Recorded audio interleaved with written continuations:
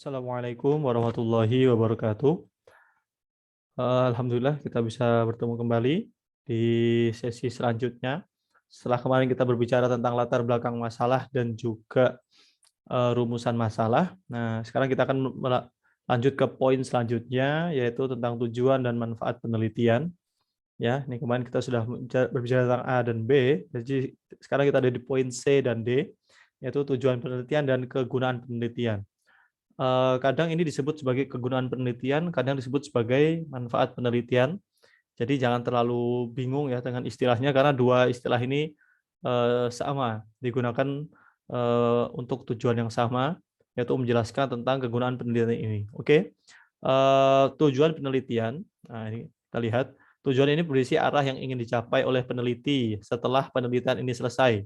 Dan poin ini itu hukumnya wajib harus tercapai di akhir penelitian. Jadi ketika apa namanya di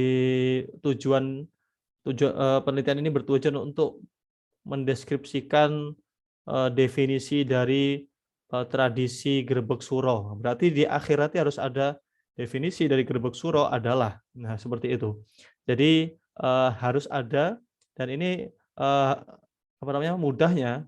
Mudahnya ini, rumus mudahnya adalah tujuan ini merupakan jawaban dari rumusan masalah yang telah ditetapkan.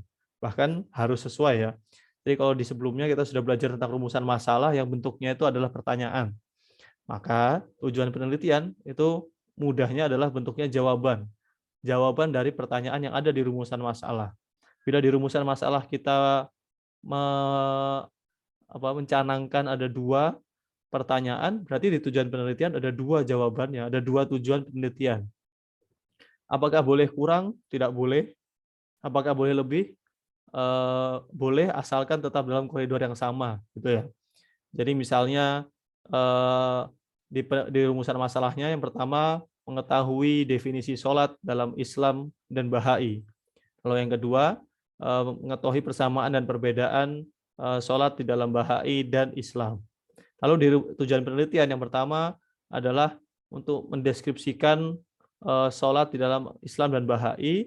Lalu yang kedua adalah untuk mencari persamaan.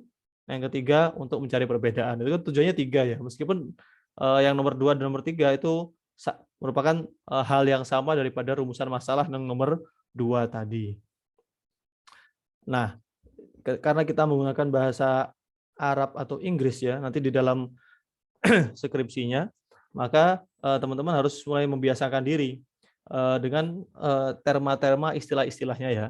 Jadi kalau dalam bahasa Indonesia, karena tugas di mata kuliah ini dengan bahasa Indonesia ya, maka kalimatnya diawali dengan penelitian ini bertujuan untuk. Nah, untuk apa? Nah, setelah ini baru mendeskripsikan atau mengkritik atau menganalisis atau membandingkan atau melihat fenomena segala macam, dan ini sesuai dengan rumusan masalah yang ada di sebelumnya, jadi sesuai dengan pertanyaannya. Jadi kalau di pertanyaan ingin mencari deskripsi, berarti kan jawabannya adalah mendeskripsikan. Ingin mengkritik, berarti kan untuk mengkritik, seperti itu. Dan tujuan penelitian tujuan penelitian di dalam bahasa Arab menggunakan ahdaful bahas. Dan kalimat-kalimat ahdaful bahas itu biasanya diawali dengan al-kashfu an. An mada gitu ya. Jadi sama, penelitian ini bertujuan untuk jadi al-kashfu an ta'rifi atau an mafhumi kadza, an mafhumi shalah indal Islam wal bahaiyah contohnya ya. Atau al-kashfu an aujuhit tasyabuh wal ikhtilafat fi mafhumi shalah atau fi tatbiki shalah bainal Islam wal bahaiyah, seperti itu. Dan dalam bahasa Inggris bisa menggunakan istilah purpose of study atau research purposes. Mana yang benar? Dua-duanya benar, itu kan ya. Dua-duanya benar, cuma yang beda, yang satu purpose of study pakai of ya, kalau yang kedua pakai research purposes gitu. Nah, kalimat ini diawali dengan to find out atau to reach out. Ini terjemahan dari al-kashfuan tadi itu ya. To find out apa? To find out the definition of concept or the definition of sholat, of prayer, of sholat in Islam and Bahaiyah, atau to reach out the differences between sholat in Bahaiyah and sholat in Islam, gitu ya. Nah, selanjutnya setelah tujuan penelitian itu insya Allah simple ya. Jadi yang penting kalau antum sudah ada rumusan masalahnya, ketika rumusan masalahnya ma, ya jawabannya menjawab ma tadi. Kalau kalau apa namanya pertanyaannya kaifa, ya menjawab kaifa, menunjukkan kaifiyah ya. Dan kalau why atau limadha berarti menunjukkan sebab. Lalu selanjutnya adalah manfaat penelitian. Nah, ini juga disebut dengan kegunaan penelitian, yang berarti setelah orang membaca penelitian ini selesai, lalu orang membaca, lalu apa yang kira-kira didapatkan oleh orang tersebut, baik secara aspek teoritis maupun aspek praktis. Jadi ada dua ya. Jadi pertama aspek teoritis itu yaitu adalah aspek pengembangan ilmu pengetahuan. Jadi dari sisi keilmuan, seperti kita bilang di awal dulu ya, bagaimana apa namanya, bagaimana penelitian itu adalah mengakumulasi ilmu pengetahuan. Jadi apa ilmu pengetahuan yang mau ditambahkan? Apa fakta-fakta baru atau dari satu teori, atau mungkin ada fakta yang berlawanan dengan teori yang sudah ada, itu ada. Gitu ya. Jadi kita ngasih apa tuh sumbangsihnya. Nah, untuk memperkaya khazanah penelitian tentang masyarakat Kristen di Indonesia. Nah, seperti itu ya. Lalu juga apa yang bisa dimanfaatkan masyarakat? Jadi ini yang lebih ke masyarakat tadi itu. Memberikan gambaran kepada masyarakat tentang apa namanya? Tentang praktek baik toleransi di Indonesia, atau misalnya untuk memahamkan masyarakat tentang apa namanya? Nilai-nilai Islam dalam tradisi apa, seperti itu. Dan menggunakan kata kunci operasional dan terukur seperti tadi ya. Memahamkan, mendefinisikan, gitu, serta tetap berkaitan erat dengan tema penelitian. Nah, ingat harus tetap sesuai dengan temanya ya. Jadi jangan kemana-mana. Jadi tetap apa namanya temanya, misalnya tadi tentang ingin meneliti tentang Bahai dan Islam. Berarti kan secara teoritis ya untuk memperkaya khazanah penelitian tentang Bahai dan Islam, tentang studi agama-agama, khususnya agama Bahai ini sering disebut sebagai agama sesat gitu kan ya. Lalu juga agama dari aspek praktisnya untuk memperkenalkan pada masyarakat Indonesia tentang agama Bahai. Bahai itu juga agama yang mereka ya juga punya tuntunan akidahnya tersendiri gitu. Meskipun sekarang di Indonesia dianggap sebagai minoritas dan bahkan beberapa menganggapnya sesat, maka penelitian ini bertujuan untuk melihat sebenarnya mereka itu juga apa namanya perlu dihormati. Kita tidak setuju dengan mereka itu tidak apa-apa, tapi tetap perlu dihormati dan dihargai karena mereka juga memiliki keyakinan-keyakinan sebagaimana kita meyakini juga, meskipun tentu berbeda ya.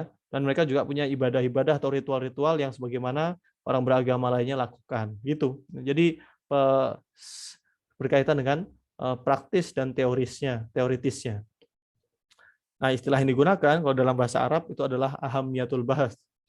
Gitu ya. Jadi ada dua, nanti ada al-ahamiyah al-ilmiyah, boleh pakai ini atau pakai al-ahamiyah an-nadhariyah. Yang kedua adalah al-ahamiyah al-amaliyah. Ini yang praktisnya ya. Kalau yang pertama yang teoritis. Nah, kalau dalam bahasa Inggris menggunakan istilahnya adalah significance of study. Nah, yang kata kuncinya adalah this research is expected to contribute, atau this research has significance as follows. Memiliki kegunaan sebagaimana berikut. Tentu ini jadi ada dua ya, theoretical aspek dengan practical aspek gitu aja. Nah, jadi ini untuk menunjukkan adanya significance atau manfaat. Jadi gitu aja. Nah, udah.